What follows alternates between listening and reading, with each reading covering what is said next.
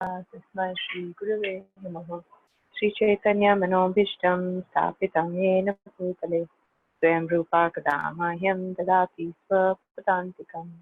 वन्देऽहं श्रीगुरु श्रीयुतापदकमलं श्रीगुरुं वैष्णवांश्च श्रीरूपं साग्रजातं सहगना रघुनाथान्वितं तं सजीवं साद्वैतं सावधूतं परिजनसहितं कृष्णचैतन्यदेवं श्रीराधा कृष्णपादान् सहगना ललिता श्रीविशाखान्वितांश्च। हे कृष्णा करुणा सिन्धो दीनबन्धो जगत्पते गोपेश गोपिका कान्ता राधा कान्ता नमोस्तुते। सप्तकाञ्चन गौराङ्गी राधे वृन्दावनेश्वरी वृषभानुसुते देवी प्रणमामि हरिप्रिये। पञ्चकल्पतरुभ्यश्च कृपा सिन्धुभ्य एव च पतितानां पावनेभ्यो वैष्णवेभ्यो नमो नमः। जय श्री कृष्ण चैतन्य प्रभु नित्यानंद श्री अद्वैता गदाधर शिवासादि गौर भक्तवृंद। हरे कृष्णा कृष्णा कृष्णा हरे हरे हरे राम राम राम हरे हरे।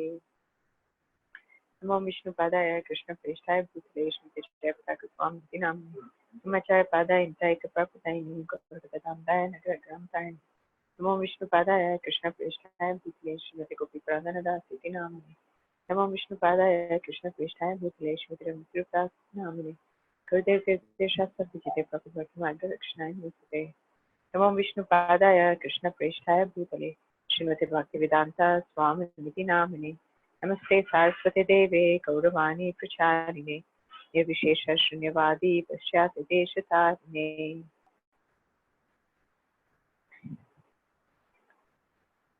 ठीक है।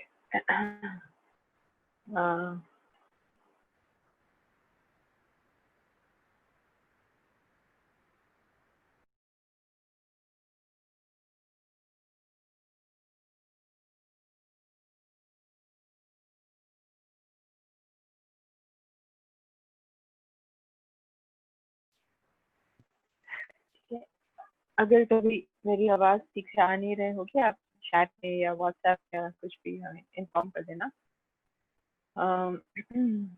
एक तो मैंने बोला था ये हाउ टू ड्रेस, मुझे वो ढूंढने दीजिए, टेक्स्ट है। तो भागवतम में लिखा गया है how a lady should dress.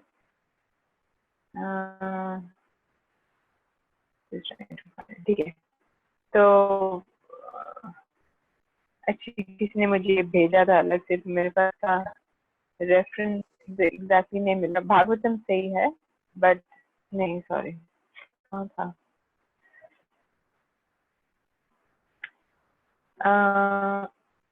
wife, I will find the reference anyway, but you can, it's from Bhagavatam, one of the Bhagavatam purport में किसी ने मुझे स्क्रीनशॉट दिया तो वर्ष नंबर और ये नहीं है इसमें। It is enjoined that a wife would never present herself before the husband. Sorry, it is also enjoined that a wife should never present herself before the husband in an unclean state. She must decorate herself with ornaments and good dress and should always be present before the husband in a happy and joyous mood. Okay, ऐसे और एक हाँ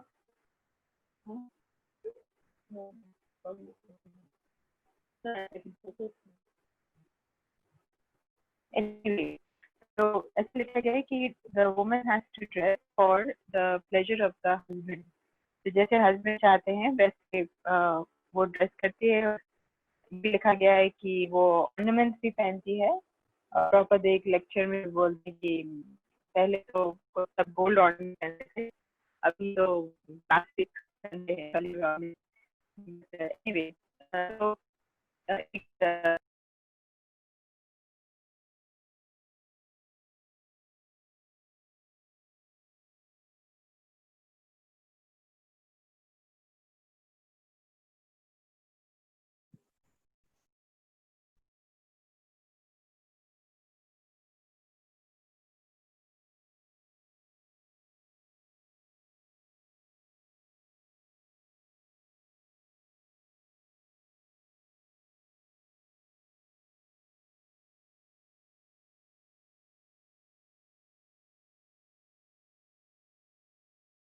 और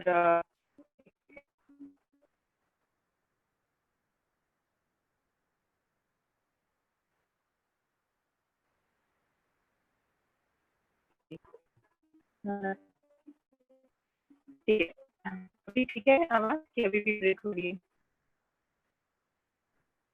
माताजी break हो रही है।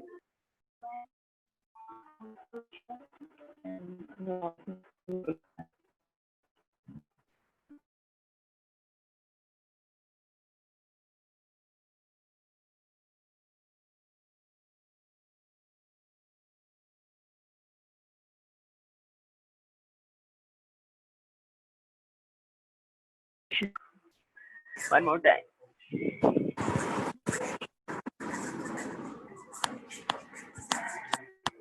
ठीक है, अभी मैं कोशिश करती हूँ क्योंकि मैंने अभी थोड़ा बदला है position. Still breaking, then I'll disconnect and reconnect. It's better now, Mataji. If it keeps breaking, then please let me know. Okay, I'll change my position again. So, हाँ, तो इसका मतलब ये था कि जो शादी के बाद मतलब lady should be decently dress. और कभी कभी शादी के पहले उनका क्या पॉइंट था कि शादी के पहले बहुत बन के ड्रेस करते हैं, बट फिर शादी के बाद एकदम ऐसा नहीं होना चाहिए. एक्चुअली एटलीस्ट कुछ बेसिक ऑर्नामेंट्स, ये नहीं कि ज्यादा ड्रेस होना चाहिए, but according to the taste of the husband, जैसे हस्बैंड चाहते हैं वैसे पत्नी को ड्रेस करना चाहिए. तो जैसे प्रॉपर ने लिखा था ऑर्नामेंट्स पहनते हैं, और जैसे मॉडर्न लेडीज कभी कभी देखेंगे तो सिंदूर भी नहीं लगाना चाहते हैं. हाँ, तो ये सब नहीं, ये what is the purpose behind all this कि सिंदूर लगाते हैं, मंगलसूत्र पहनते हैं, या जो भी मैरिज के जो लक्षण होते हैं वो दूसरे आदमियों का लस्ट दूर रखते हैं हमारे से. फिर जब कोई दूसरा आदमी देखता है लेडीज को और वो ऑलरेडी शादीशुदा है और वो देखता है कि वो शादीशुदा है, तो फिर वो उसके तरफ देखता नहीं है. ब्रेकिंग. ओके ना, ओके. तो ये पुराना मैसेज है. तो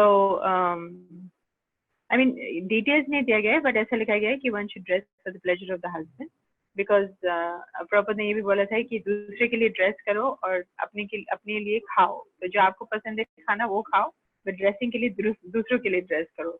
ऑफकोर्स हम लोग को डिसेंटली ड्रेस करना है. हमारे जैसे हमने बोला हमारी ड्रेस साड़ी है, मेरी ड्रेस है साड़ी.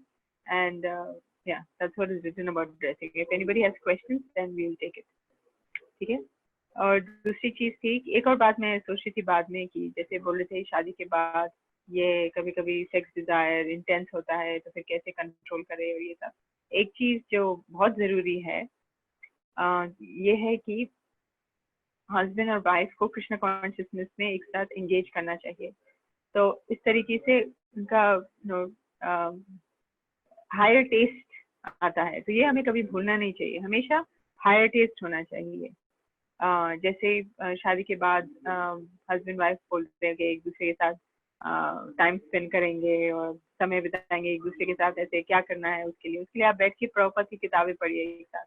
ये हमेशा ये बोलते हैं, जो सीनियर डिवोटी थे वो हमेशा बोलते हैं कि आप एक दूसरे के साथ बैठ के प्रॉपर की किताबें पढ़ो एक साथ. तो ऐसे वो बॉन्डिंग होता है. कृष्ण कॉन्शियसनेस एक साथ करो तो फिर वो फीलिंग ऑफ बॉन्डिंग शेयरिंग जो भी वो आता है. And this is higher taste. तो ये सब हेल्प करेगा टू वो सेक्स डिजायर को थोड़ा इन चेक रखने के लिए. तो हमें कभी भूलना नहीं चाहिए कि हमारा फोकस हमेशा कृष्ण कॉन्शियसनेस ही होना चाहिए. हमारा साधना, हमारा प्रीचिंग एक साथ प्रोग्राम, मतलब घर में प्रोग्राम्स रखिए, फ्रेंड्स को बुलाइए, कोलीग्स को बुलाइए, नेबर्स को बुलाइए. कभी भूलना नहीं चाहिए. ये नहीं कि गृहस्था मतलब सिर्फ हम अपना चैंटिंग करेंगे और अपना कृष्ण कॉन्शियसनेस करेंगे और बस नहीं. प्रभुपाद आप भगवत गीता पढ़ेंगे, भागवतम पढ़ेंगे, हमेशा प्रभुपाद बोलते हैं दूसरों को भी कृष्ण कॉन्शियसनेस दो. तो हमें हमेशा ऐसा सोचना चाहिए हम दूसरों को भी कृष्ण कॉन्शियसनेस कैसे दें. सिर्फ हम लोग अकेले नहीं घर में, तो वीकली या तो आप प्रोग्राम कीजिए घर में या किसी दूसरे घर में जाके अटेंड कीजिए. ऑफकोर्स मंदिर जाते हैं मंथली या जो भी है, हमेशा सोचना चाहिए दूसरे को कृष्ण कॉन्शियसनेस कैसे देना है. फिर एक बार फिर हमारे ये सब जो है थोड़ा चेक में रहेगा, जैसे मैंने बोला, क्योंकि हायर टेस्ट होता है। एक बार जब तक हमारा ने क्लास में बोला था कि अगर आप दूसरों के प्रॉब्लम्स के बारे में सोचेंगे, जब आप प्रचार कर रहे हैं और उनको हेल्प करना चाहते हैं, तो आप अपने प्रॉब्लम्स भूल जाएंगे। कभी कभी हम अपने प्रॉब्लम्स में इतना फोकस हो जाते हैं कि हम कृष्ण कॉन्शियसनेस का फोकस ही लूज कर लेते हैं। बट अगर हमारा फोकस हायर रहता है तो जो छोटी छोटी चीजें हैं घर में तिपर तिपर जो चलती रहती है कभी हस्बैंड के साथ है, कभी सास के साथ है, जो भी है, वो इतना इफेक्ट नहीं करेगी अगर हमारा गोल कुछ हायर है। प्रॉपर ये उदाहरण देते हैं कि स्टालिन को एक बार इंटेस्टाइन का ऑपरेशन करना था और उसने वो ऑपरेशन बिना एनेस्थीसिया के किया था। और प्रॉपर बोलते क्योंकि वो अपने गोल पे इतना फिक्स था कि उसको ये जो उससे जो दर्द हो रहा था उस पर उसने फोकस ही नहीं किया। और प्रॉपर एक और उदाहरण देते हैं कि जैसे ये जो बिजनेसमैन होते हैं, फॉर एग्जांपल, सुबह सुबह उनको कभी कभी जैसे कैलकाटा या यहाँ पे जैसे proper I think West Bengal का ही उदाहरण देते हैं, कभी कभी वो शायद कुछ टाउन में रहते हैं और उनको सुबह सुबह कैलकाटा जाना होता है, तो वो सुबह 5 बजे उठ के ट्रेन में बैठ के जाएंगे, फिर बिजनेस करेंगे, फिर आएंगे। क्योंकि किस चीज के लिए करे? वो सेंस ग्रेटिफिकेशन के लिए। उसका इतना फोकस है सेंस ग्रेटिफिकेशन के लिए कि ऑस्टेरिटी उनको तकलीफ देता ही नहीं है कि सुबह सुबह उठना है, फिर ट्रेन में जाना है, धक्के मुक्के खाने हैं, फिर भी वो करते हैं। तो हमें भी हमेशा ये माइंड में रखना चाहिए कि हमें हमेशा अपने कृष्ण कॉन्शियसनेस लाइफ में कुछ गोल्स होने चाहिए कि मैं प्रॉपर के मिशन के लिए क्या करना चाहती हूँ, मैं अपने गुरु महाराज को कैसे असिस्ट करूंगी प्रॉपर के मिशन के लिए, अपने गुरु महाराज या जो भी प्योर डिवोटीज को कैसे असिस्ट करूंगी प्रॉपर के मिशन में, मैं क्या कंट्रीब्यूट कर सकती हूँ as a wife, as a mother, as a devotee. इतनी सारी चीजें हैं। जैसे एक लड़की अलग अलग लड़कियों की अलग अलग टैलेंट होती है, कुछ शायद ड्राइंग में अच्छे हैं, तो कुछ इतना सारी चीज कर सकते हैं, कंट्रीब्यूट कर सकते हैं। तो वी हैव टू सी। तो अगर हमारा गोल फिक्स रहेगा तो जो दूसरी चीजें हैं easy to overcome different obstacles. अगर कुछ हायर टेस्ट नहीं है तो फिर जो भी घर में जो भी छोटी छोटी प्रॉब्लम होती रहेंगी वो एकदम हमें एकदम ओवरबर्डन कर लेगी। ठीक है। किसी ने लिखा है कि elaborate that women should be careful that her body shouldn't be exposed। मैंने ये बात बोली नहीं क्योंकि मैंने सोचा कि ये ऑब्वियस है, बट आई थिंक कभी कभी बहुत ऑब्वियस नहीं रहती है। हाँ, हमें कभी कभी आप जब कौन सी एयरलाइन की बात, तो मुझे याद नहीं है, एक एयरलाइन होती थी ना जिसमें एयर होस्टेसेस साड़ियाँ पहनती थी, बट जिस तरीके से वो साड़ियाँ पहनती थी, वो जैसे ऊपर उनका वो क्लीवेज दिख रहा होता है, फिर वो नीचे वो साड़ी इतना नीचे पहनते थे, ये अच्छा नहीं है ना। I mean what is this? We are not trying to show off our bodies. आप देखेंगे तो full world is revolving around sex life. ठीक है, वो भागवतम में भी लिखा गया है। तो इसलिए आप देखेंगे कि बिलबोर्ड्स में भी लेडीज की हाफ नेकेड पिक्चर्स पूरे ब्लो अप करके लगे रहते हैं। इतना डिस्ट्रैक्टिंग रहता है। हम लोग तो अभी तो मायापुर में रहते हैं, बट जब सिटीज में जाते हैं कभी कभी तो इतना एकदम लगता है कि ये क्या है। और एडवर्टीजमेंट भी अगर कहीं देखेंगे तो टूथपेस्ट के एडवर्टीजमेंट के लिए भी लेडी को यूज करते हैं। दिस इज ऑल ये वे ऑफ एक्सप्लॉइटिंग वुमेन, अपने मेन अपने सेंस ग्रेटिफिकेशन के लिए या जो भी है। और जैसे प्रॉपर लिखते हैं क्योंकि लेडीज को प्रोटेक्शन चाहिए होता है, वो प्रोटेक्शन नहीं रहता है तो वो एक्सप्लॉइट हो जाते हैं आदमियों से। फिर आदमियों भी लेडीज को ऐसे, अगर कोई लेडी शाय है या चेस्ट रहना चाहती है तो फिर कभी कभी उनका मजाक उड़ाया जाता है कि तुम इतनी शाय क्यों हो, चलो बात करो। मैंने ये भी सुना है कि लड़कियां जब कॉलेज में थी या काम पे जाती थी, उनके कॉलीग्स, मेल कॉलीग्स कभी कभी उनको बोलते थे तुम अपना लेग्स को वैक्सिंग क्यों नहीं करती, अपने हैंड, तुम्हारा हैंड वैक्सिंग करने का टाइम हो गया, ऐसे बात करते हैं क्या? I mean how dare they. But ऐसा सोसाइटी में ऐसा लड़कियों का इमेज हो चुका है कि कभी कभी I mean they just become sex object. तो एज डिवोटीज हमें ऐसा नहीं एग्जाम्पल भी नहीं सेट करना चाहिए, और ऐसा अच्छा नहीं दिखता है कि अगर हम मॉडेस्टली ड्रेस नहीं हुए तो अच्छे से पूरा ऊपर का नीचे का should be covered properly. That is very important. कुछ एकदम tight dresses, we have to be very careful. We are representing Prabhupada, so it's a shame if we are not being able to dress properly. एकदम कैसे लगता है सब कि आदमियों की नजर हमारे ऊपर पड़ेगी और फिर ऐसा हम लोग शायद चाहेंगे कि जिस लड़के को मैं चाहती हूँ वो मुझे देखे, इसलिए मैं ऐसे ड्रेस करूँ. बट मतलब वो लस्टी लड़का होगा ना तो ही देखेगा, और वो नहीं 10,000 लोग और भी देखेंगे जिनकी लस्टी नजर होती है. लस्टी नजर हो या ना हो, लड़की की ड्यूटी है कि वो अच्छे से ड्रेस करे. और क्यों अननेसेसरली आदमियों को प्रोवोक करते, फिर वो पूछते हैं कि रेप क्यों होता है. ये मैं नहीं बोली कि डिवोटी लड़के करे, generally I am just talking about the psychology कि यहाँ पे बिलबोर्ड में अगर नेकेड लेडीज, पोर्नोग्राफी इतनी इतनी भरी हुई इंडस्ट्री है पोर्नोग्राफी, तो आदमी लोग या लेडीज भी ऑफ कोर्स देखते रहते हैं ये सब. तो ये नहीं कि वो किसी पर्टिकुलर लेडी को टारगेट करते हैं, बट ये देख के उनके मन में ना इमेज हो जाता है कि जो भी लड़की मुझे मिल जाए मैं उसको पकड़ के ये सब करूंगा. तो हमें उसमें you know should not give part to that, play a role in that by also exposing our body. जो अनमैरिड है और कृष्ण कॉन्शियसनेस है वो कैसे ड्रेसअप करे. कोई इस्कॉन जाते हैं तो सब माता जी ड्रेसअप होते हैं. देखिए जो डिटेल्स है, मैं डिटेल्स में तो नहीं जाऊंगी कैसे ड्रेसअप करना है, बट डेफिनेटली मॉडेस्ट होना चाहिए क्योंकि प्रॉपर ने बोला है. अच्छा जो अनमैरिड है उनको थोड़ा यू नो अननेसेसरी अटेंशन नहीं अट्रैक्ट करना चाहिए, बिकॉज वो थोड़ा जो फिर जो मेन होते हैं उनका माइंड डिस्ट्रैक्ट हो जाता है ना, दैट इज नॉट गुड. हम लोग मंदिर इसलिए तो नहीं जा रहे ताकि हम आदमियों को डिस्ट्रैक्ट कर सके. तो हमें अपना इंटेलिजेंस यूज करना चाहिए और अकॉर्डिंगली ड्रेस करना चाहिए ताकि दूसरे लोग हमें देखकर डिस्ट्रैक्ट ना हो. और हमें हमारे ये गोल भी नहीं होना चाहिए कि मैं ऐसे ड्रेस करूं कि मैं आदमी को डिस्ट्रैक्ट कर सकूं. तो अगर हमारा कॉन्शियसनेस थोड़ा ठीक रहेगा तो नॉर्मली डिसेंटली ड्रेस करना है. बहुत ज्यादा करेंगे तो डिस्ट्रैक्शन हो जाता है ना. So that one has to use some intelligence and discretion फिर ड्रेस करना है. ठीक है, वो आई थिंक इट्स क्लियर कि what distracts men, what doesn't distract. फिर is it not good if we as beauties visit beauty parlor? Is it not very good? I mean per se just to look clean, I think unnecessarily time तो नहीं spend करना चाहिए. कुछ ladies है जो जाना नहीं चाहती beauty parlour, it is fine, there is no necessity to go. But अगर किसी को देखो किसी का हैबिट होता है, जैसे कृष्ण कॉन्शियसनेस में आने से पहले उनका हैबिट होता है कि पार्लर में जाके ऐसे ये सब चीजें करना है, फ्लिप करना है, आईब्रोज करना है, शायद वैक्सिंग करना है, जो भी है. तो वो अगर नहीं करेंगे तो उनको थोड़ा शायद अफेक्ट होता है या कुछ होता है, पता नहीं. तो बेसिक चीजें कर सकते हैं, बट अननेसेसरली ब्यूटी पार्लर में टाइम स्पेंड करना, ऑफ कोर्स उसको अवॉइड करना.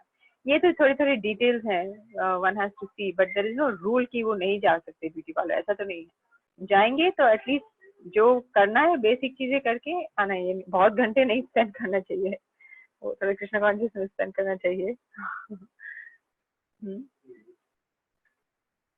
Simplicity, simple living, high thinking, this is proper formula. तो ये सब माइंड में रख के हमें अकॉर्डिंगली कृष्ण देखना चाहिए कि कैसे ड्रेस करना चाहिए, क्या करना चाहिए, क्या नहीं करना चाहिए. तो पहले हमें बेसिक्स पता होना चाहिए कि क्या कॉन्शियसनेस होना चाहिए जब हम ड्रेसअप करें. तो लेडीज है तो ऑफकोर्स वो अपने हस्बैंड के प्लेजर के लिए ड्रेस करते हैं. एक बार एक लेडी ने मुझे बोला था मेरे हस्बैंड चाहते कि मैं मिनी स्कर्ट पहनूं. तो मैंने बोला हाँ वो ठीक है, पर तुम घर में पहनो जब सिर्फ हस्बैंड करता है, बाहर के लिए नहीं होता है ना वो ये सब. Okay, so this is about dressing. अगर कुछ किसी का कोई मतलब और स्पेसिफिक है तो स्पेसिफिक सिचुएशन देख सकते हैं. जैसे कुछ डिवोटीज का जैसे मैं बोल रही थी, उनका नेचर या हैबिट ही होता है कि वो थोड़ा उनको लिपस्टिक पहनना ही है, उनको काजल लगाना ही है या आई लाइनर लगाना ही है. तो बहुत गॉडी नहीं करना चाहिए, एटलीस्ट थोड़ा decent it should look, modest, so that it doesn't distract people, men. Okay, next point था कि एक सेकेंड मैंने लिखा है कहीं पे. ओके, एक बार डिवोर्स के बारे में तो प्रॉपर लिखते हैं. I'll just try to find it. वो था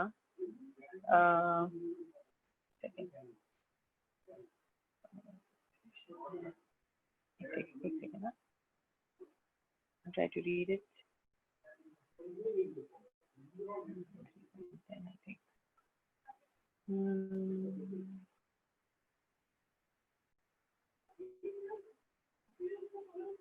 Okay.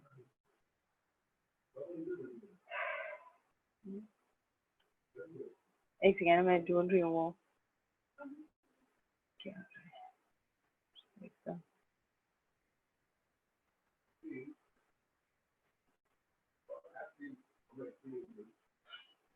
Um, mm, okay.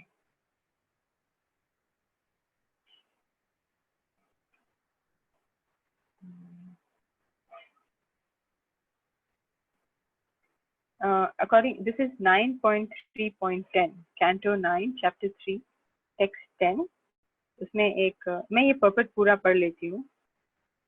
इसका टेक्स्ट है Chyavana Muni was very irritable. So it is about Chyavana Muni जो एक सेज थे. वो काफी जैसे ओल्डर थे. सुकन्या और सुकन्या एक प्रिंसेस थी जिनकी शादी हुई थी च्यवना मुनि से. तो ये एक श्लोका है जो आई मीन इट्स भागवतम से टेक्स्ट और ट्रांसलेशन और पर्पट है. Shavana Muni was very irritable, but since Sukanya had gotten him as her husband, she dealt with him carefully according to his mood. Knowing his mind, she performed service to him without being bewildered. This is an indication of the relationship between husband and wife. A great personality like Shavana Muni has the temperament of always wanting to be in a superior position. Such a person cannot submit to anyone. Therefore, Chavana Muni had an irritable temperament. His wife, Sukanya, could understand his attitude, and under the circumstances, she treated him accordingly. If any wife wants to be happy with her husband, she must try to understand her husband's temperament and please him. This is victory for a woman. Even in the dealings of Lord Krishna with his different queens, it has been seen that although the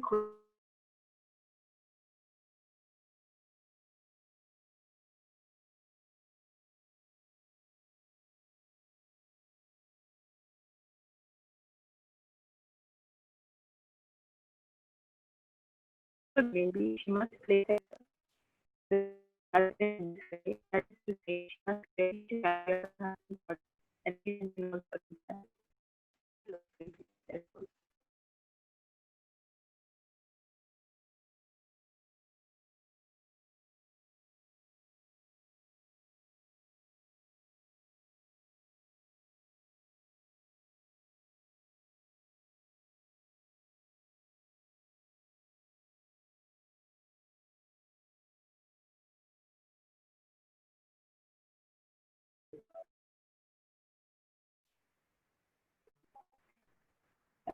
It doesn't go so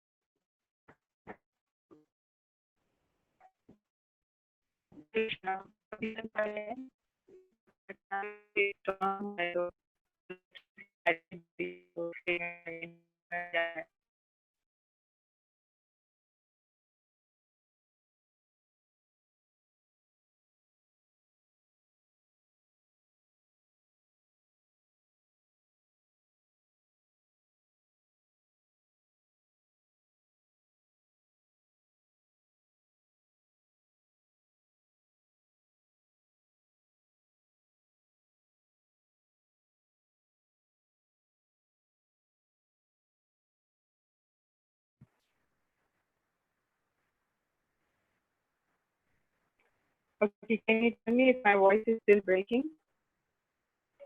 yes माता जी, voice break हो रही है अभी भी।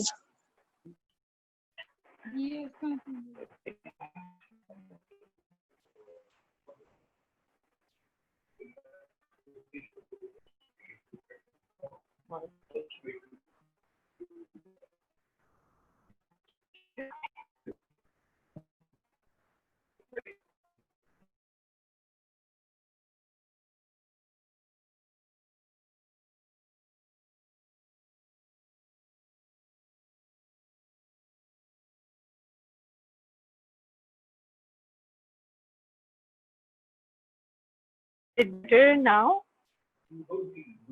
और अभी भी voice break हो रही है? It's better now.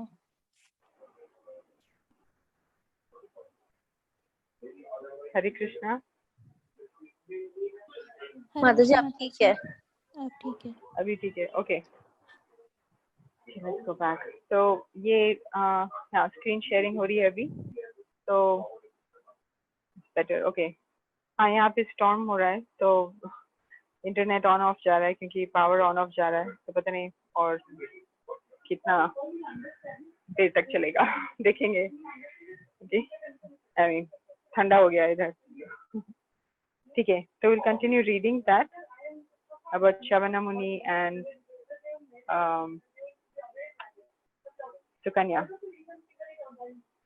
अब मेरा नहीं खुल रहा, ठीक है। आइदर क्योंकि हम लोग डिवोर्स के बारे में बात कर रहे हैं, तो यहाँ पे पर्पट में नीचे है, in the modern day the wife is never submissive and therefore home life is broken even by slight incidents. Either the wife or the husband may take advantage of the divorce laws. According to the Vedic law, however, there is no such thing as divorce laws, and a woman must be trained to be submissive to the will of her husband. Westerners contend that this is a slave mentality for the wife, but factually it is not. It is a tactic by which a woman can conquer the heart of her husband, however irritable or cruel he may be. In this case, we clearly see that although Chavana Muni was not young, but indeed old enough to be Sukanya's grandfather and was also very irritable, Sukanya, the beautiful young daughter of a king, submitted herself to her old husband and tried to please him in all respects. Thus, she was a faithful and chaste wife. एक और जगह में proper काफी जगह में लिखते हैं actually divorce के बारे में। एक दूसरी जगह में भी लिखा है कि मतलब डिवोर्स डज नॉट एग्जिस्ट। वैदिक ट्रेडिशन डजंट हैव, कुछ डिवोर्स की नाम चीज ही नहीं होती थी वैदिक कल्चर में। और प्रॉपर ये भी लिखते हैं कि अगर वुमेन मतलब वो लेडी अपने हस्बैंड से सेपरेट हो जाती है क्योंकि वो हस्बैंड बहुत ही बुरा है, वो भी हम लोग देखेंगे कि किस कंडीशन के अंदर वो हस्बैंड को रिजेक्ट कर सकती है, वो मैं पढ़ूंगी। बट उधर भी प्रॉपर ने लिखा है कि इसका मतलब ये नहीं है कि वो फिर से शादी कर सकती है, और स्पेशली अगर उसके बच्चे हैं तो फिर वो फिर से शादी नहीं कर सकती। तो ऑफकोर्स अभी कभी कभी ये क्वेश्चन आता है कि अगर वो ऑलरेडी डिवोर्स है किसी वजह से, या तो उसके आई मिस यस ओके, तो या तो वो उसके क्या बोलती कभी क्वेश्चन लड़कियां पूछते हैं कि उनका एज भी कम है, इतना ज्यादा नहीं, और किसी वजह से डिवोर्स हो गया है, तो सर्कमस्टेंस देखिए कभी कभी हाँ मतलब लेडीज को रीमैरी करना होता है, बट अगर बच्चे हैं तो जनरली अवॉइडेड। अगर वो बेस्ट चीज है कि अगर एक तो डिवोर्स नहीं होना चाहिए, बट जैसे एक फर्ज करो कृष्ण कॉन्शियसनेस में आने के पहले डिवोर्स हो गया या जो भी है, तो फिर whether she should remarry or not, it is good that she consults her spiritual master और वो उनसे पूछे कि मेरी सिचुएशन में क्या मुझे रीमैरिज करना चाहिए या नहीं। जनरली अगर बच्चे ऑलरेडी हैं तो फिर प्रॉपर वो तो क्लियरली बोलते हैं कि अगर कोई लेडी शादी करती है जब बच्चे ऑलरेडी हैं तो वो अपने बच्चों की एनिमी बन जाती है, ऐसा लिखा है भागवतम के पर्पस में। बट दूसरी सिचुएशन में जहाँ पे वो यंग है और उसको प्रोटेक्शन की जरूरत लग रही है, तो फिर कभी कभी वो बोलते हैं कि हाँ तुम रीमैरिज कर सकते हो। बट यहाँ पे जो लिखा गया है कि ये नहीं कि सबसे पहला सोल्यूशन होना चाहिए कि ठीक है थोड़ी सी लड़ाई झगड़ा हो गई और मैं डिवोर्स करने वाली हूँ, ऐसा नहीं होना चाहिए। एक तो under all circumstances divorce should be avoided. तो I will read to you. There was a compilation. Under what situation a husband should be rejected. Okay, I'm just going to find that. एक devotee ने मतलब analysis करके, this makes a lot of sense. मैं वो ढूंढने की कोशिश कर रही हूँ.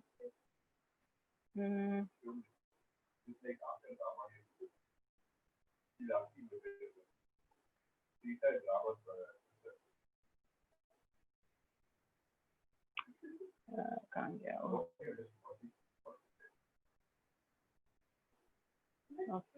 एक सेकेंड, सॉरी, टाइम लग रहा है.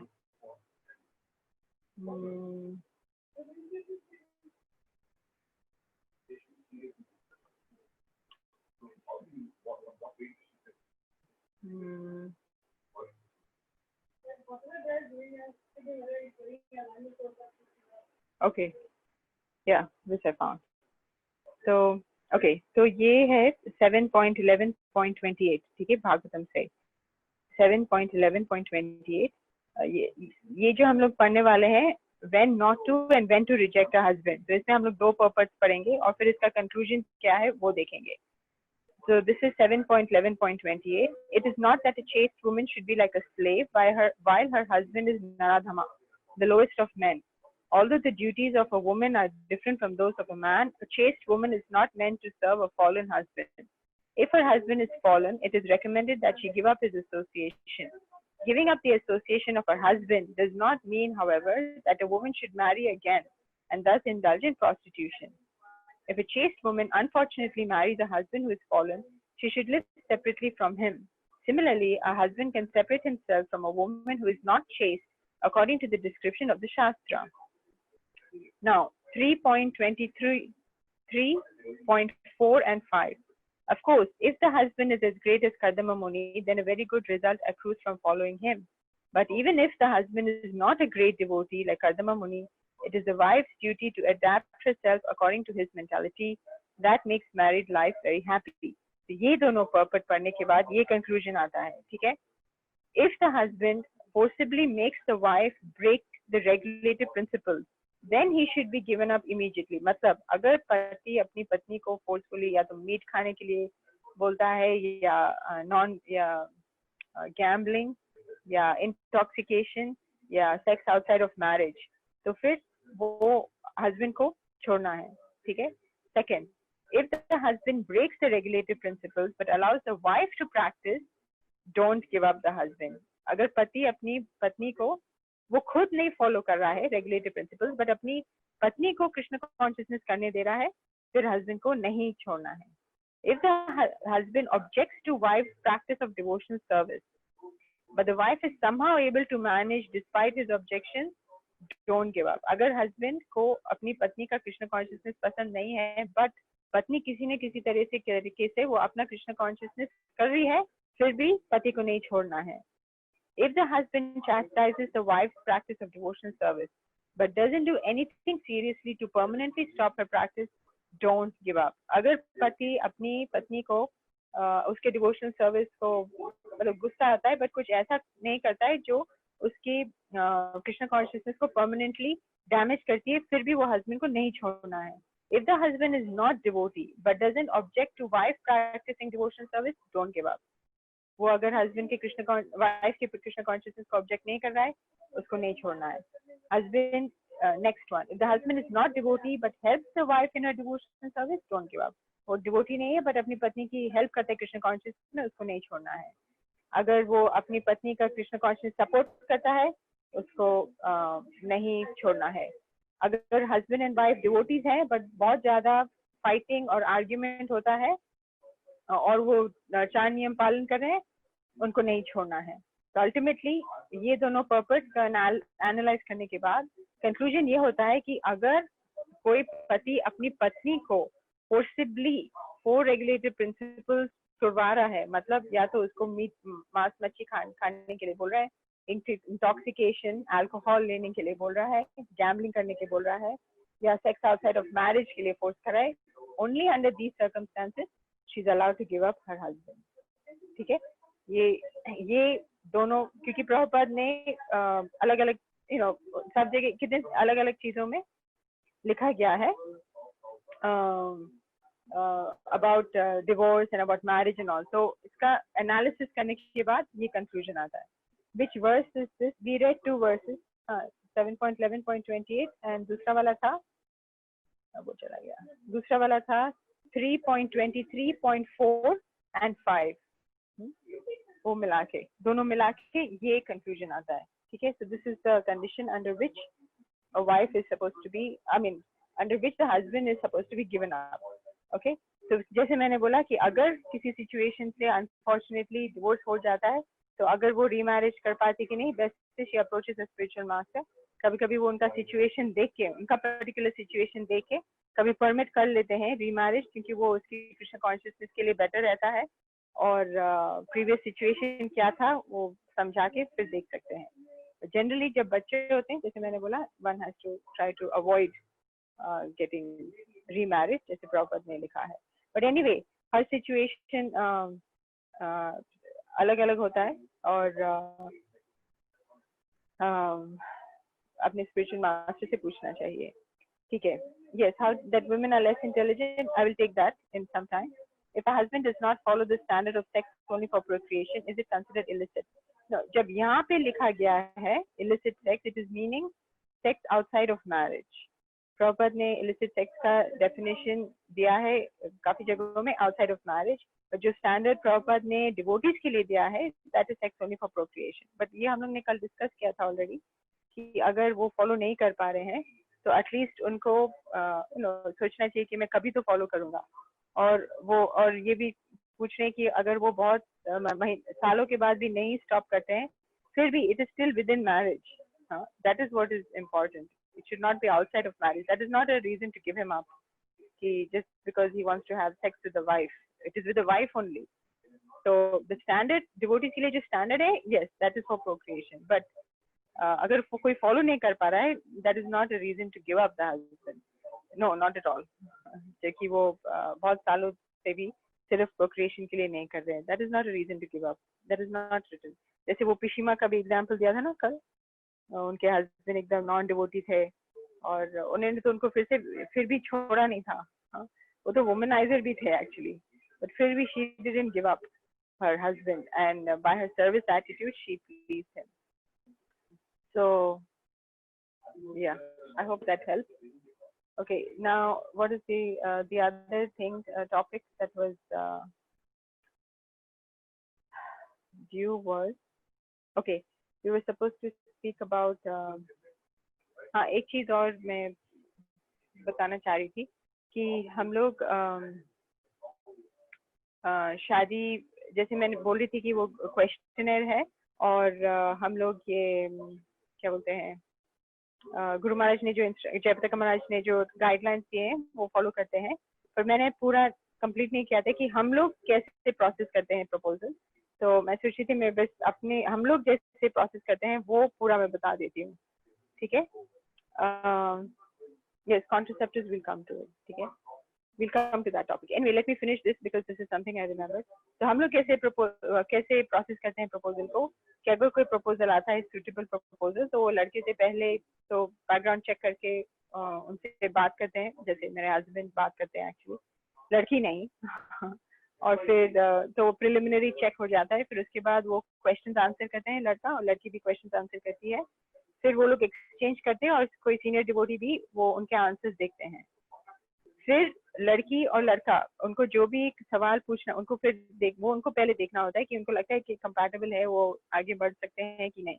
अगर दोनों को लगता है कि आगे बढ़ सकते हैं, बट कुछ सवाल पूछने हैं, वो क्वेश्चन है, या उनको चेक करना है कि आगे बढ़ने के लिए उनको कुछ क्लैरिफिकेशन चाहिए या कुछ और क्वेश्चंस पूछने हैं, तो वो किसी सीनियर डिवोटी के प्रेजेंस में, या तो अगर कॉन्फ्रेंस कॉल है तो सीनियर डिवोटी भी रहते हैं कोई, वो अकेले बात नहीं करते हैं, तो through with the presence of senior devotee, या तो फिजिकली या कॉन्फ्रेंस कॉल या जो भी हुआ, स्काइप जो भी हुआ, वो अपने क्वेश्चंस क्लैरिफाई कर सकते हैं. और फिर उसके बाद जितने, तो जब तक दोनों कन्विंस नहीं होते वो सवाल पूछ सकते हैं, बट हमेशा किसी के प्रेजेंस में, कभी अकेले नहीं.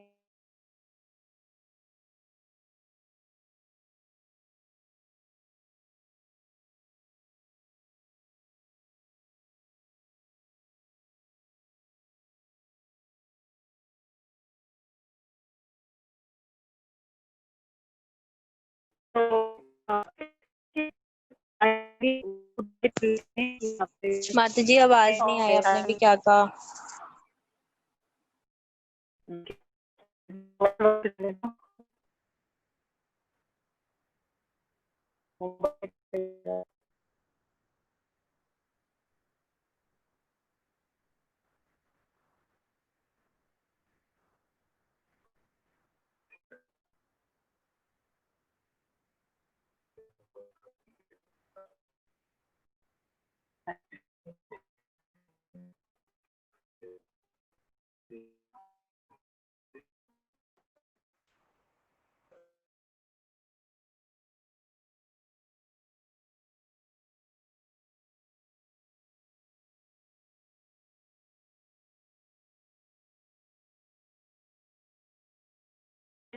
उनको लग रहा है ठीक है और वो शादी के लिए कमिट हो जाते हैं और फिर और वो बोल देते हैं कि ठीक है we are ready to get married, क्योंकि सब जो भी सवाल थे क्लैरिफाई हो गए, सेटिस्फाइड, उनको लगता है कि वो शादी कर सकते हैं। प्लीज रिपीट, कहाँ से रिपीट करूं? पूरा शुरू से मैं बोल रही थी कि मैंने क्वेश्चनर के बारे में बात किया था और गाइडलाइंस के बारे में बात किया था। मैं सोच रही थी कि मैं बताना चाहती हूँ कि हम लोग कैसे फर्दर प्रोसेस करते हैं प्रपोजल। तो जैसे एक प्रपोजल आता है लड़के का, क्योंकि मैं ज्यादातर लेडीज, अच्छा कॉन्फ्रेंस कॉल वाला रिपीट कर दो, ठीक है। तो क्योंकि मैं ज्यादातर लेडीज को देखती हूँ तो हम लोग बॉयज के प्रोफाइल ढूंढते हैं, क्योंकि I am in touch with girls only. तो जब कोई प्रोफाइल मिलता है वो मेरे हस्बैंड लड़के से बात करते, तो फिर उनको जब क्वेश्चन पूछने होते हैं बेस्ड ऑन द क्वेश्चन है, तब लड़की और लड़का एक दूसरे से बात कर सकते हैं, but with senior devotee present and hearing, या तो फिजिकल प्रेजेंट अगर दोनों एक जगह में है, वरना कॉन्फ्रेंस कॉल या जूम या स्काइप जो भी है, बट सीनियर डिवोटी हमेशा रहते हैं। हम लोग कभी अलाउ नहीं करते कि लड़का लड़की बात करे बिना किसी के प्रेजेंस में।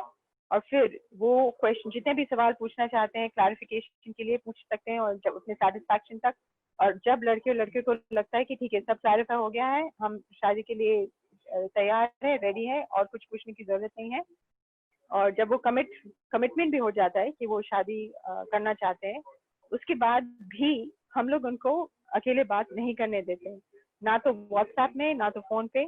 एक हम लोग जनरली एक व्हाट्सएप ग्रुप क्रिएट कर लेते हैं जिसमें वो लड़का और लड़की और हम लोग हैं, मेरे हस्बैंड वाइफ और एक और कपल है जिनके साथ हम लोग, जिनकी हेल्प हम लोग लेते हैं, यूजुअली हरलीला प्रभु, दिव्य लीला माता एक्चुअली। तो फिर इस ग्रुप में वो एक दूसरे के साथ जो भी कम्युनिकेट करना चाहते कर सकते हैं। अगर बात करना चाहते हैं एक दूसरे से तो वो भी कॉन्फ्रेंस कॉल में हम लोग करते हैं, कभी अकेले नहीं अलाउ करते हैं, क्योंकि हम लोग ने देखा है कि जब पास्ट में एक मतलब जब कुछ एक दो केसेस में देखा था कि जब बात कंफर्म हो चुकी थी और बात आगे बढ़ चुकी थी, फिर या तो वो हस्बैंड या तो वो लड़के या लड़की कभी पुल आउट कर लेते हैं, फिर लड़की को बहुत ही ज्यादा इफेक्ट हो जाता है, क्योंकि जब लड़का लड़की अकेले में बात करते हैं तो बहुत सारे इंटीमेट चीजें और ये सब बात हो जाती है, और अगर वो कमिट करने के बाद भी शादी तक नहीं गई और कोई ब्रेकअप कर लेता है, then it is really difficult, very difficult, उनको बहुत समय लगता है उससे निकलने के लिए। तो ये हम लोग ऐसे करते हैं, मैं ये नहीं बोल रही कि सबको ऐसे करना है, हम लोग ऐसे करते हैं। शादी के बाद ही वो लोग without anybody's presence they can talk, and of course meeting there is no question, public में only in public they can be present together, like not privately. But जैसे मैं बोला, ये हम लोग का तरीका है। जो जब तक हमारा उनको ऑब्जेक्शन नहीं है अगर लड़का लड़की बात करना चाहते हैं, मैं बस बोली कि हम लोग कैसे करते हैं, हम लोग अलाउ नहीं करते हैं, बट उन्होंने बोला है कि उनको ऑब्जेक्शन है अगर वो बात करके, but private meeting is not allowed at any point, वो इवन जब तक हमारा इज वेरी क्लियर, सिर्फ पब्लिक में वो मिल सकते हैं, प्राइवेट में नॉट एट ऑल। इधर एक क्वेश्चन आया है कि it might be very uncomfortable to share everything in front of senior devotees, like confidential things or things about the past. नहीं, अगर आप किसी की हेल्प ले रहे हो, देखो एक तो आपको ऐसे सीनियर डिवोटी की प्रेजेंस में करना है जिसमें आपको कुछ फेथ हो और जो आपकी बात दूसरों को नहीं बताए ना, ये नहीं कि आप, और एक तो ये क्वेश्चनर में ऑलरेडी ये क्वेश्चन कवर कर चुके हैं आप पास्ट के बारे में, तो जितना बताएंगे मतलब उधर ऑलरेडी एक्चुअली कवर हो जाता है, डिटेल्स में नहीं है उधर, बट जिस तरीके से क्वेश्चन फ्रेम हुआ है उधर वो बताते थे, बट फिर भी आप सब कुछ बताना चाहते हैं लड़के को, तो वो अगर आप सीनियर डिवोटी के एब्सेंस में करेंगे और अनकंफर्टेबल लगेगा, क्योंकि आप किसी को बता रहे हैं जो शायद आपसे शादी भी ना करे, तो वो तो और ही अनकंफर्टेबल हो जाएगा ना। तो ये भी सोचना है, ये एटलीस्ट सीनियर डिवोटी ऐसा होना चाहिए जिनको आप जानते हैं, जो आपको जानते हैं एटलीस्ट रीजनेबली, तो कुछ तो फेमिलियरिटी होगी। लड़के के तो आप जानते ही नहीं है, तो उसमें तो और अनकंफर्टेबल होगा एक्चुअली जनरली लड़कियों प्रेफर करते हैं कि वो हमें बताए अगर उनका कुछ खराब पास है, और हम लड़के को बताए, वो तो डायरेक्टली बताना भी नहीं चाहते हैं। यूजुअली हम कभी कभी ऐसे करते हैं कि हम लोग बताते हैं पहले लड़के को, लड़की को बोलने की, क्योंकि she doesn't know, this is stranger for her, no. ठीक है, तो किसी ने लिखा this is a good way, I accept this, you are right, these private meetings ruin things definitely. Hare Krishna Mataji, man can marry after divorce? No, first of all, divorce is not supposed to exist on you. So, just like, but जैसे मैंने बोला, situation देखना पड़ेगा क्यों divorce हुआ, इसलिए मैंने बोला कि अलग अलग सिचुएशन होते हैं। तो वैदिक कल्चर है कि डिवोर्स ही होना नहीं चाहिए, बट जैसे अलग अलग सिचुएशंस होते हैं तो वो देखना पड़ेगा कि किस सिचुएशन में हुआ, उनकी क्या सिचुएशन है अभी।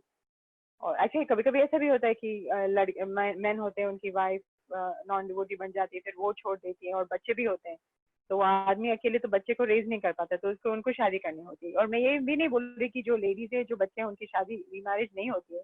इसलिए मैंने बोला कि इंडिविजुअली स्पिरिचुअल मास्टर से पूछना चाहिए, गाइडेंस लेना चाहिए कि क्या करना चाहिए। बट द पॉइंट इज कि डिवोर्स इज नॉट परमिटेड। ये नहीं सोचना चाहिए कि ठीक है एक बार लड़ाई हो गई और हम डिवोर्स कर लेंगे। सबसे पहले उसको अवॉइड करना है, जितना काउंसलिंग ले सकते हैं लेना है। पता नहीं आप लोग ने कभी सुना होगा, एक बार मैंने सुना था, राधा नाथ महाराज बताते कि जब वो छोटे थे तो उनको याद है कि वो रूम में बैठे थे और उनकी मम्मी भी वहां बैठी हुई थी और वो कुछ मस्कारा लगा रही थी, महाराज जैसे एक्सप्लेन करते हैं, और वो उनकी मम्मी ने उनको बोला कि मैं और आप तुम्हारे पापा डिवोर्स करने वाले। तो महाराज इतना रोए, तो उनकी मम्मी ने फिर वो आइडिया ही ड्रॉप कर दिया। तो महाराज ने बोला कि बच्चों के सैक्रिफाइस के लिए, बच्चों के लिए उन्होंने ये सैक्रिफाइस किया और वो उन्होंने डिवोर्स नहीं लिया। तो एक चीज ये समझनी चाहिए कि जब बच्चे हैं उनके दिमाग में बहुत खराब इफेक्ट होता है जब पेरेंट्स डिवोर्स हो जाते हैं। और अगर आप देखेंगे जैसे अमेरिका में दिखाते हैं ना कि 7th स्टैंडर्ड का जो कोई बच्चा है वो उसने गन लेके शूट कर दिया सबको, क्लासमेट्स को, ये तो देखते रहते ना। आप उनका बैकग्राउंड देखना, definitely they come from unstable family. जहाँ पे भी देखेंगे कि बच्चे अनस्टडी हैं और कुछ स्ट्रेंज बिहेवियर है, जनरली मोस्टली उनका families are not stable. In our society also divorce happens among devotee couples. Why is that? What are the reasons? It is very shocking and scary as Prabhupada has strictly been against it. So क्यों होता है? Because of obviously lack of surrender, no? अगर कोई सोचेगा कि नहीं किसी न किसी तरह प्रॉपर की, जैसे एक तो ये है कि ओके हमें प्रॉपर की टीचिंग्स फॉलो करनी है। सेकंड, हमें प्रॉपर की जो टीचिंग्स है, how the lady should behave, how the men should behave, men should also be responsible, they should also be answerable to somebody, women also should be, हमने देखा है कि पत्नियों की क्या क्वालिटीज होनी चाहिए। तो अगर ये सब क्वालिटीज नहीं है तो ऑब्वियसली डिवोर्स क्यों होता है? क्योंकि ईगो क्लैश होता है, और क्या बोल सकते हैं कि मेरी नहीं सुन रहे, आप मेरी नहीं सुन रहे, और फिर ऐसे ही बस लड़ाई झगड़ा चलता है। और क्या बोल सकते हैं, माया। बट क्योंकि हम लोग का ट्रेनिंग नहीं है ना टॉलरेंस में, हमें भी टॉलरेट करना चाहिए, टॉलरेट नहीं कर पाते हैं, और तो टॉलरेट नहीं कर पाते तो immediately divorce, that's the easier way out, ऐसा लगता है। साथ में रहने पर भी तो पेरेंट्स का बिहेवियर बच्चों की मेंटालिटी पे इफेक्ट करता है। Yes, but divorce is worse. At least अगर मम्मी पापा एक साथ थे, यस उनके माइंड को इफेक्ट करता है अगर मम्मी पापा फाइटिंग करते हैं, but it is better than living separately. क्योंकि एटलीस्ट उनके दिमाग में ये थे कि एटलीस्ट मम्मी पापा हैं, इधर ही हैं, वो कभी भी पापा के पास जा सकते हैं, कभी भी मम्मी के पास जा सकते हैं। और अगर मम्मी पापा ये अलग रह रहे हैं, उनको बहुत इनसिक्योरिटी लगता है। तो it is worse than, of course better not to fight only, but living separately is worse for the children. Like there are rules for women like being submissive, are there rules for men? Men have to be responsible, so they have to be able to maintain the family, of course their role is to guide the women in Krishna consciousness and deliver the dependence. but कभी कभी men devotees नहीं रहते, but at least उनको responsible तो होना चाहिए. हाँ, that is the most important thing actually. और कुछ anyway, generally he's supposed to be responsible and he's supposed to be answerable to the guru. We are also answerable to our gurus, but it's not that wife is serving husband, husband is scot free. उसके कुछ जो मर्जी का जो भी करना चाहते वो मैंने शुरू में बोला था. He also has to be answerable to somebody.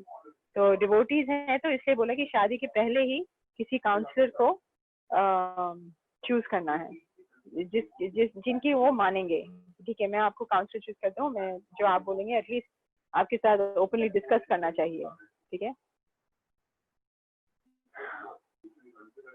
If man is not honest towards his wife, is it fine to tolerate? Actually वही जो एनालिसिस में क्या था ना, उसमें ये कवर हो चुका था. देखो ये नहीं है कि ओके वो ऑनेस्ट नहीं है और बस मैं टॉलरेट करूंगी. मैंने पहले भी बोला it has to be brought up. किसी सीनियर डिवोटी के पास लेके जाना है, सॉर्ट आउट करना है कि वो ऑनेस्ट क्यों नहीं है, फिर क्या प्रॉब्लम है, वाइफ के साथ प्रॉब्लम हो रही है कि क्या हो रहा है, क्या sort. I am not saying कि that is an excuse, but it has to be taken up. ये नहीं कि ठीक है योर डिसऑनेस्ट अब मैं छोड़ देती हूँ. No, work it out. देखो कि अगर it can be work out, इसमें क्या प्रॉब्लम थी, क्यों गए, कैसे, क्या नेचर ऐसा है, कैसे अवॉइड करेंगे. तो you have to, it is easy to. Can we repeat the last 2 lines? मैंने बोला ये क्वेश्चन आया था कि अगर पति अपनी पत्नी की तरफ ऑनेस्ट नहीं है तो क्या टॉलरेट करना चाहिए. जो मैंने एनालिसिस पढ़ा था उसमें तो लिखा गया है कि सिर्फ अगर हस्बैंड वाइफ से रेगुलेटरी प्रिंसिपल्स तोड़वा रहे हैं फिर ही उनको गिव अप करना है. तो ऑफकोर्स ये तो आसान चीज नहीं है कि हस्बैंड ऑनेस्ट नहीं है और फिर भी वाइफ टॉलरेट करी, जैसे वो चीटिंग ऑन हर.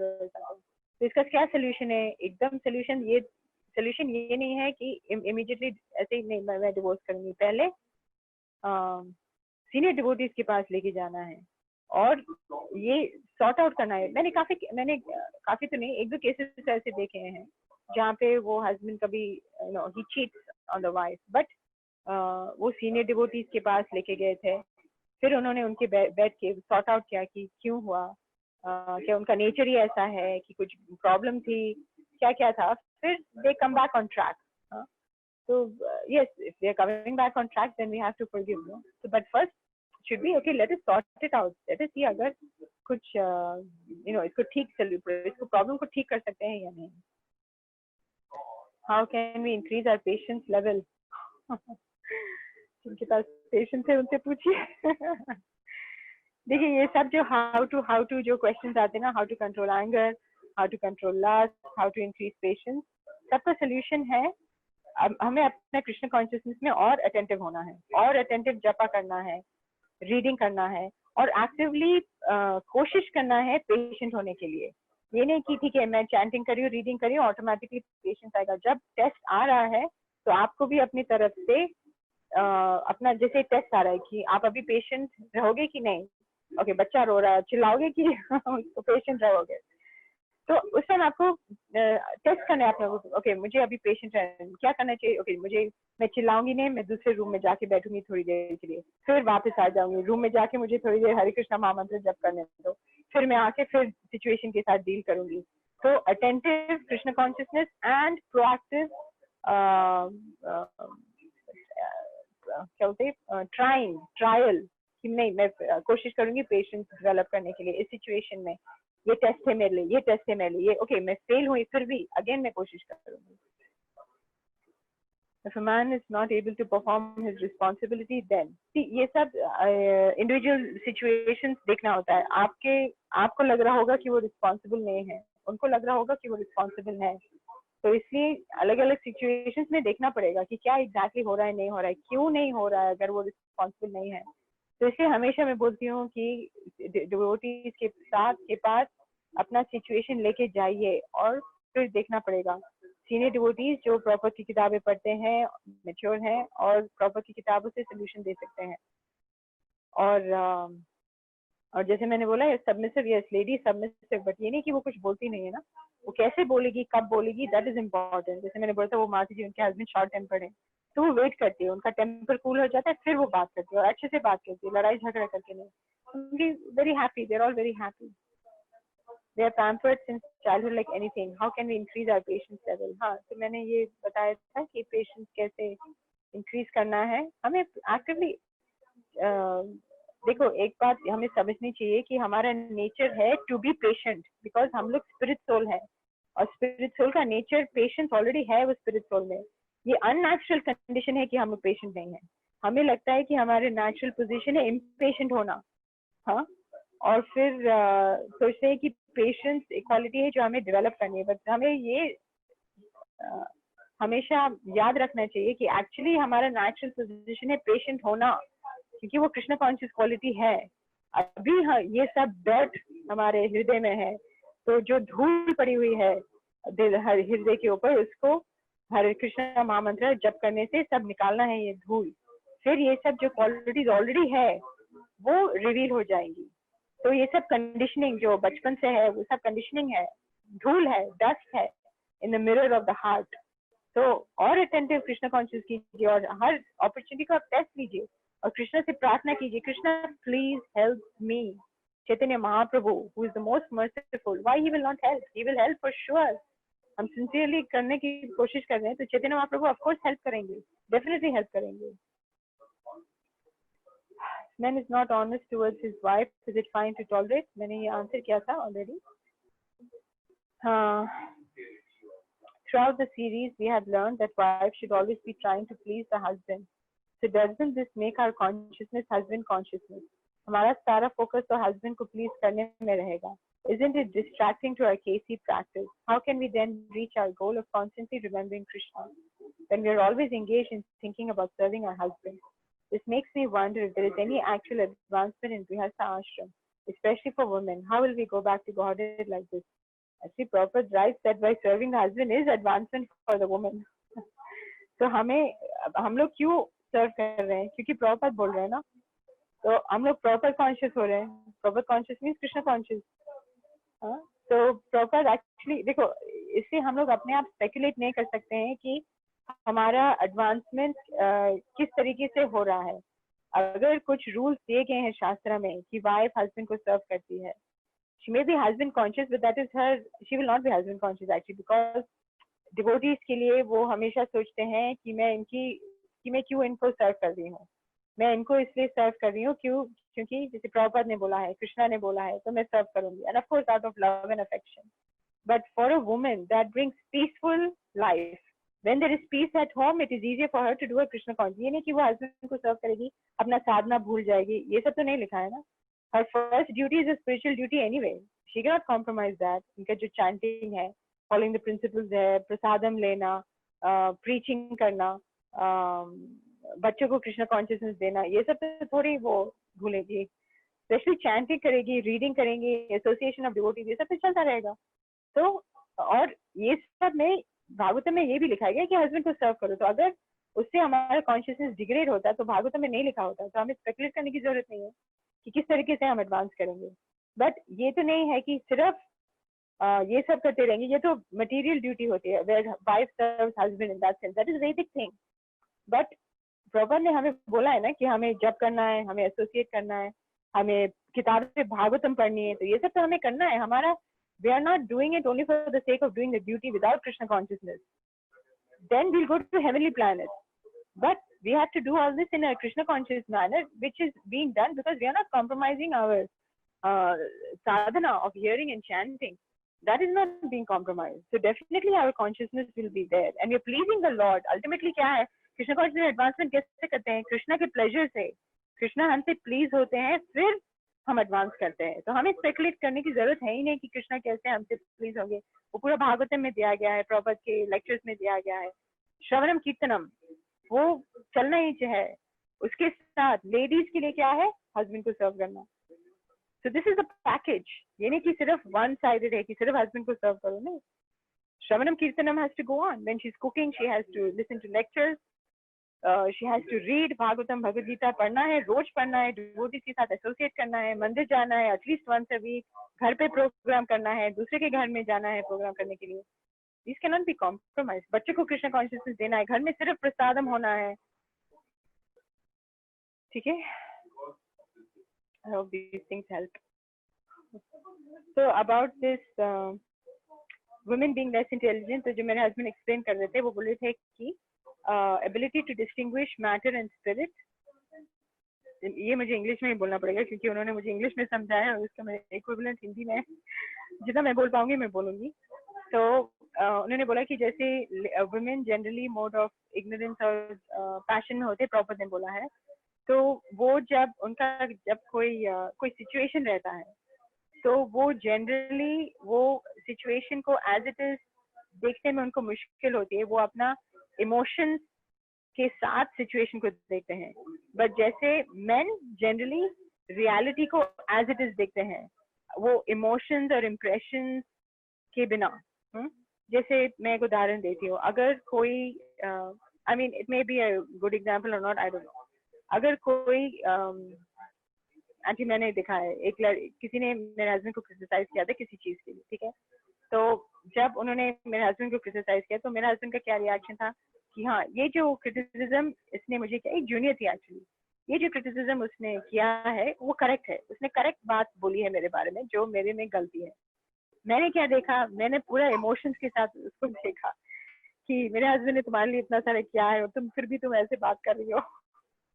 तो मेरे लिए इम्प्रेशन इमोशंस के साथ मैंने वो सिचुएशन देखा, बट उन्होंने ऐसे नहीं देखा, उन्होंने एक्सेप्ट किया कि हाँ मेरी एक गलती है, कि मतलब मेरे में ये गुण नहीं है, जो तुमने बोला है वो करेक्ट है। तो ऐसा सिचुएशन डिफरेंट था ना। जो डिवोटीज नहीं है वो उनकी ये एबिलिटी जो है to distinguish spirit from matter, ये नहीं कि उनको एलिवेट करती है, वो तो डिग्रेड भी कर सकती है ना। दे में वो सिचुएशन को शायद देख सकते हैं एज इट इज, बट वो Krishna conscious automatically Krishna conscious में थोड़ी एडवांस हो सकते हैं, वो डिग्रेड भी हो सकते हैं। तो एटलीस्ट इन कृष्ण कॉन्शियसनेस में डिवोटीज मतलब use this to of course advance in Krishna, not that women don't advance, but women generally उनका वो टिंज रहता है थोड़ा इमोशन का, इम्प्रेशन का वो टिंज रहता है जब भी वो कुछ देखते हैं। whereas generally men ऐसे नहीं देखते हैं, वो एज इट इज देखते हैं सिचुएशन को, ठीक है, जो रियलिटी है। एग्जैक्टली हम ऐसे करते हैं, बाकी इमोशंस में फॉल डाउन हो जाते हैं।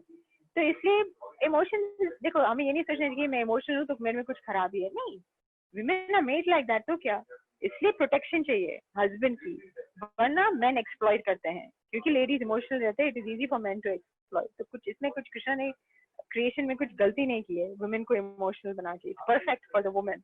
उसका कुछ रीजन है कि वुमेन इमोशनल क्यों है, और उसका सोल्यूशन है कि उनको हस्बैंड के शेल्टर लेनी है, ठीक है। उसमें उनको ये नहीं लगना चाहिए इमोशनल हो खराब है, नो, नॉट एट ऑल। इस वजह से ये सोच सोच के कि इमोशनल हो कुछ खराब है वो मैस्कुलिन हो जाते हैं, फिर पूरा फेमिनिज्म मूवमेंट शुरू हो जाता है। जो है बट उसमें उसका सोल्यूशन क्या है, take protection, I mean take shelter of husband, take shelter of father, take shelter of the son. If we are not able to serve in temple and not engage in any service but only serve husband, that is okay. But you can chant, no, in the house. Service क्या है, chanting तो service ही है ना। वो तो करना ही करना है, युगा धर्मा है chanting of the holy name. Yuga Dharma is not only serving the husband, no. Yuga Dharma is to chant the names of the Lord. तो ये तो करना है, तो कीर्तनम सर्विस ही तो है, श्रवणम कीर्तनम सर्विस है।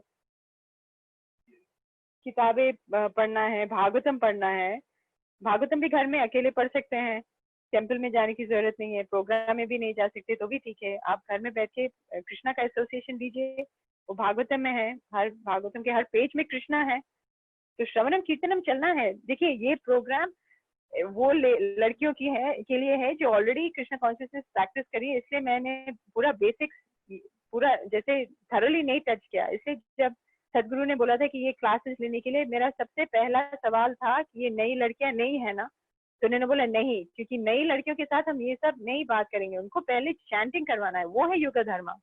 तो नई लड़कियों के लिए हम ये सब टॉपिक नहीं लेते हैं, नई लड़कियों के लिए वो अलग क्लास होती है, अलग प्रिपरेशन होता है, उनमें स्ट्रेस करना है कि उनको चैंटिंग करना है, रीडिंग करना है, और जब ये स्त्री धर्म आ जाता है, हस्बैंड को सर्व करना होता है, ये भूल नहीं जाते ना। ये that is the duties of the soul. तो ये श्रवणम कीर्तनम तो श्रवणम कीर्तनम has to go on whether you are in the temple, whether you are in any program or not in any program. these things have to go on. Chanting has to be there all the time. Okay, TK. I'll stop here today. It's 9:45. So we couldn't touch the topic of children. Acha, contraceptives, we'll take it tomorrow. And yes, it is going on. Yeah, fine. That is okay. No problem. Please go on with your chanting, reading, and please associate with the devotees also. Of course, your husband may be devotee, but still be sung, congregational chanting of the holy name. So please take association of the devotees. Okay, we will continue tomorrow, and if there are more questions, we'll take it tomorrow. Okay. All right. Thank you very much. Srimad Bhagavatam ki jai, Srila Prabhupada ki jai, Srimad Gaura Bhakta Vrinda ki jai. Hare Krishna. Thank you, Mataji.